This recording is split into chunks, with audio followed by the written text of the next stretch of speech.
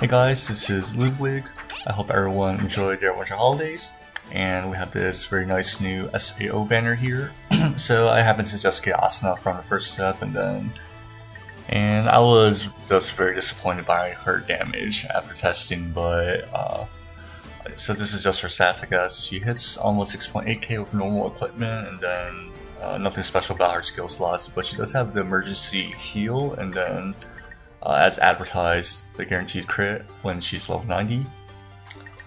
Alright, and then this SAO banner has crit damage up, and then so I think we've introduced this before. It's one of the weakest buffs that you can get, but it's still buff nevertheless. Alright, so let's have a look at their animation anyways. Asuna's animation is really fast, and obeying her nickname Senko. So I think her SS3 now is currently the fastest one in the game right now. It's 0.92 seconds with the in-game clock. And Shuka, the new Shuka, is just right behind her at 0.93, somewhere around that.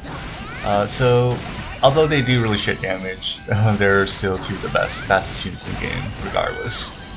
And then Elizabeth does slightly more damage, but she's a lot slower. So I think Elizabeth is just very well-rounded, but there's nothing special about her at the same time. Her damage isn't high, but she's also not fast at all. Alright, so back to Shuka and Asuna. Their damage is so bad that among all the non-elements, they rank around the 40s, somewhere around 40 to 50 place in terms of damage. And it's only slightly higher than that of, let's say, Tails Leafla or like Battle Suha against non-element bosses. So their damage is actually very comparable to off-element characters. Nevertheless, their DPS is still top 3 among every single non-element character in the game. So it's advised to pull for these if you're a big whale, and you basically need their R5s or need to MLB them to level 100 for them to be useful. And then for GRE, because their animations are super fast, so their damage per minute is actually pretty high. Still not as high as ultra fast Dual-Blade Kirito, however. So if you have him, you basically don't need these characters for GRE, you just need to use that Kirito for main DPS. Otherwise, you could pull for these units and then hope to do better in next GRE. Also, if you just simply don't have any 6-star now elements, it's a good time to pray to get these units. Having 6 stars is always better than just not having any at all.